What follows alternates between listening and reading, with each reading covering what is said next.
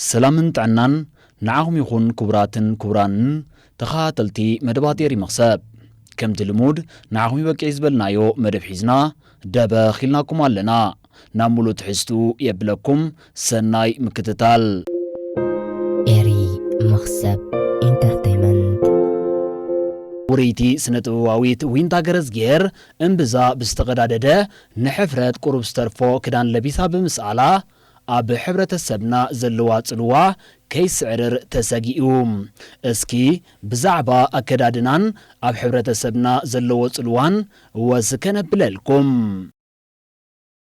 حدا أبو نحانتي أب قدنا أزيو حتير كدان تخدينا تخيز نبرد غورزو بمزواع زاقوالي حانت حتدو كحتاكي بلوا تساقام يلن ملسات قوال اتبلعيو مقبز تخدينو انت تنحكدو تبهجيو ويس تخفيتو انتو عليخي داسي لكي تمقابيو بلوا ويا قوال سنبديلا اتمابو تخفيتو زو على مقبدا كما يجير خبلعو مقبز تخدينو كتنحكالو بلاتوم بدحرزي ويا مابو بالي نسخخا كتبهاجن بخبرت كدلاين انتخونكي تخداني إلما من قدم قتلو نفس وكاف حبرة السب ناتو كبرتات اللو حدا حبرة السب قتلنتو كوحسن نزقات موت الواتات بديهو حيلو كواتسن انتدا خويلو كبرتاتو كعقبن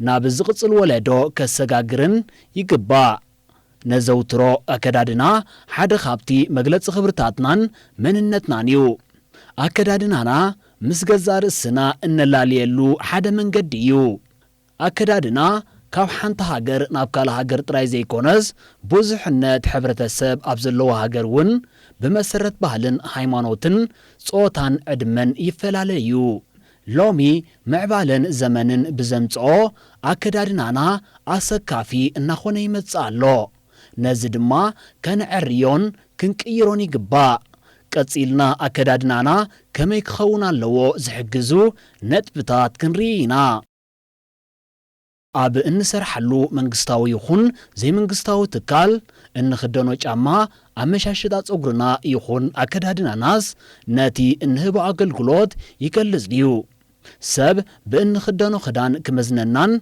كقمتنان زلو تخولو سفحيو سلازي أممراز أكدادنانا تنقوغاتن مس درجانا زغيد كدان كنكدانن زبلت أيو أكدادنانا أم مسرات صوتاوي زمدنا أقدا سلزخوناون بشللتنات كتمتاي كبان سلازي مجون زفترلنان رسمت مان زبنان كدان ملباس ناتي إنحسبو متعمدي أم مسحاب ترالوو سلازي نتود تبعتاي زمستن نخلو أبقم زأتوان أكدادنا مغدان تبقيو رسمت مان زبنا أكدادنا انترات خدينا مساتينا حبري نايتن زوترو كدانون نسحبنا ترالوو ባህላዊ አልባሳትና መግለጽ መንነትና ስለዝኾነ አከዳድናና ምስቲ እንሳተፎ ጽምብል ክሳነ ዝበለጸዩ አፉሊ አጋጣሚታት ከመርዓ ሃይማኖታዊ ጽምብላት ካል ኡርያትን ጥራይ ተኸዲኖም ክሕጾር የብሎምን ዲዛይነራት ሃገርና ካብ ንምሪት ጥራይ ሓሊፎም ብሰሓብ ዝኾነ መንገዲ ኣብ ዝኾነ አጋጣሚ ከምን ክደኖ ገይሮም ከዳልውዎ ዝበለጸዩ كساب حجي بهلاو أكدادنن عقبن زخدا هاجرات وحدات يكونان كابزوم بهلاوي أكدادنوم عقبهم زخدو حبرة السب ناتي تصبقون من نعنا كتغمنا زخلن نوسدو أب أكدادنوم أبنات كخلنا زخلو حبرة السب مسئن رئي دك أنستيو هندي كابتن كساب حجي أكدادنن زي كيرا بهلاوي الباساتن عقبن زخدا زلوهانين بأكدادن تراي ريخا هنداويان مخانن كتفلتن أي تتسقامن سعود عرب فرنسا كوموني غواندا كابتن تبغ ممرحي أبكدادنا زختلا كراتين أب حيالو كورنعات علم عمت أبلع لدك أنستيو دارقا لومود ترئيو نخون يزمت زلو حادة كابتن تنكتاد دما آمنا حتير كدان مخدانن كرت سابنتكا زر خدان مخدانن يو ዝኾነት ጓልን ሰይቲ ደስ ዝብላ ክዳን ክትክደን ምርጫ እኳ እንተኾነ ንዓመት ዝዕድም ኣከዳድና ብፍላይ ድማ ኣብ ምሸት እንተዘያዘውተረት ዝሓሸ እዩ። ስለዚ ኣከዳድናና መግለጺና ክሳብ ዝኾነ ኣብ ኣከዳድናና ኣዝና ጥንቁቓትን መረጽትን ክንከውን እዩ ዘለና። ብሓቂ እዚ ሎሚ ዝኽደንኦ ደቂ ኣንስትዮ ኣሕዋትና ኣዝዩ ንስጋ ዝዕድም ስምዒት ዝትንክፍ እዩ። እዚ ማለት ኩሉ ወዲ ተባዕታይ ኣብ ልዕሊአን ዘሚሎ ማለት እዩ። ከመይ ቅዱስ መጽሓፍ ኣይትዘሙ ከም ዝተባህለ ሰሚዕኹም ኣለኹም። ኣነ ግን ብሓቂ እብለኩም ኣለኹ ብዓይኒ ርኡ ዝተመነያ ዘማዊ ይብል። ስለዚ ኣሓተይ መሰናኽል ካብ ምዃን ንጠንቀቕ። እግዚአብሔር ኣምላኽ ብቅድስና ንኽነብር ይጸዊዕና። ብቅድስና ንኽትነብሩ ዝከኣለኩም ግበሩ ይብለና። እዚ ናይ ሎሚ ኣከዳድና ብሓቂ ህይወት ዘይህብ ካብ ሓደ ክርስቲያን ዘይትጽበዮ ስነ ምግባር ዘይብሉ እዩ። ቅዱስ ጳውሎስ ከምቲ ኣነ ንክርስቶስ ዝመስሎ ዘለኹ ንስኻትኩም ከኣ ንዓይ ምሰሉ ኢሉ ብቅድስና ክነብር ከም ዘለና ይምህረና።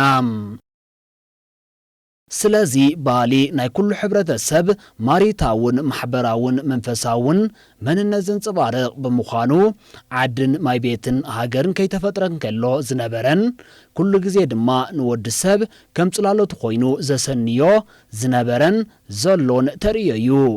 ባህሊ ዘይብሉ ሕብረተሰብ ክህሉ ኣይክእልን። ባህሉ ዘጥፍአን ናይ ካልእ ዝልቃሕ ወይ ዝርዕም ሕብረተሰብ ግን ኣሎ። ሃገር ክንብል እንከለና ካብ ቀደም ወዲ ሰብ ዝነበሮ ወይ ብሓደ ምኽንያት ወይ ኣጋጣሚ ካብ ብዙሕ ሸነኻት ሰባት እተኣኻኽብሉ ብማእከላዊ መንግስቲ ዝመሓደር ሓባራዊ ቁጠባዊ ምትእስሳርን ሓባራዊ ረብሓን ዝጥርንፍ ከምኡውን ሓባራዊ ወይ እተፈላለየ ባህሊ ዝኽተሉ ሰባት ዝሓዘ ብደባት እተደረተ ጂኦግራፊያውን ፖለቲካውን ክልል እዩ። ባህሊ ብወራር ወይ ብምጽናት ህዝቢ ክጠፍእ ወይ ካስስ ይኽእል እዩ። እቲ ብጠንቂ ወራር ባህሉ ዘጥፍአ ሕብረተሰብ ግን ፈትዩ ኣይፈትዩ ናይቲ ወራር ባህሊ ክወርስ ወይ ክርዕም ባህርያዊ እዩ። ከመይሲ ሓደ ሕብረተሰብ ብዘይ ባህሊ ወይ መንነት ክቕጽል ዝኽእል ስለ ዘይኮነ ናይ ባህሊ ምጽናት ኣብነት ንምሃብ እቶም ኣብ ኣሜሪካ ብስም ቀያሕቲ ህንዲ ሬድ ኢንዲያንስ ዝፍለጡ ዝነበሩ ኣብ ዝተፈላለየ ማዓስከራት ከም ዝቕመጡ እተገብሩ ከምኡውን እቶም ኣብ ኣውስትራልያ ከም ኣቦርጅን ዝፍለጡ ኣሕዛብ ክጥቀሱ ይኽእሉ። ሓንቲ ሃገር እውን ብወገና ብገለ ፖለቲካዊ ምኽንያታት ክትፍጠር ትኽእል እያ። ከምኡውን ምስ ካልእ ሃገር ብምጽምባርን ብወራርን ክትጠፍእ ትኽእል እያ። ኣብ ጥቓ ሩስያ ዝነበራ ብዙሓት ሃገራት ብግዜ ሶቪየት ሩስያ ጠፊአን ነይረንሲ ድሕሪ ምውዳቕ ሶቪየት ሩስያ ተቐልቂለን። ብ1795 እውን ፖላንድ ከም ሃገር መጠን ብገርባብታ ሃገራት ተመናጭታ ካብ ካርታ ዓለም ጠፊኣ ከም ዝነበረት ጸኒሓ ግን ናብቲ ንቡር ቅርጻን ክብረታን ከም እተመልሰት ኣብ ታሪኽ ተመዝጊቡሎ። ቅድሚ ኤርትራ ምፍጣራ ናይቲ ኣብቲ ኸባቢ ዝነብር ዝነበረ ህዝቢ ባህልን መንነትን ኣብ ድሩት ፊደላዊ ክልላት እተመስረተ እዩ ነይሩ። ኣብቲ ግዜ እቲ ሃገራውነት ዘይኮነስ ኣውራጃውነት ወይ ቀቢላውነት እዩ መለለይ ህዝቢ ዝነበረ። ከመይሲ ኣብቲ ቦታ ኤርትራ እትበሃል ኣብ ፍሉጥ ዶባትን ኣብ ሓባራዊ ቁጠባን ማእከላዊ ምሕደራን እተሰረተት ሃገር ኣይነበረትን። ነዚ ክውንነት እዚ ዝበጽሓቶስ ብግዜ መግዛእቲ ጥልያንን ብድሕሪዩን እዩ። እቲ ጸገም ሜካፕ ምግባር፣ ሓጺር ምልባስ ምናምን ኣይኮነን። እቲ ዝፈጥረልካ ስምዒት ይኸብድ። ንሱ ኸኣ ርእሰ ተኣማንነትካ ምጥፋእ እዩ። ሓንቲ ኢድካ ንብእምሮኻ ተቐሊዒልካ ዝኣመንካሉ ነገር ኣይትሽፍነልካን እያ። ብእትገብሮ ዕጉብነት ዘይስማዓካ እንተኾይኑ ስለምንታይ ትገብሮ? ነብስኻ ግንብድም እናበለካ ስለምንታይ የእምሮኻ ንድሕሪት እግርኻ ንቕድሚት ይስጉም ኣይርዳእንን እዩ። ስለዚ እምበኣር ከም በዓል ዊንታ ኣብነታውያን ስነጥበባውያን ብሓፈሻ ኩለን ኤርትራውያን ኣዋልድ ድማ ብፍላይ ኣከዳድና ኣዴታተን ክመስላ ኣለወን። ሃየ ንስኻትኩም ኣወዳትከ ኣከዳድና ኣቦታትኩም ዶ ትመስሉ ኢኹም? ቀዳማይ ኣቦታትና እምበኣር ኣፍንጮም ይስቆሩ ድዮም?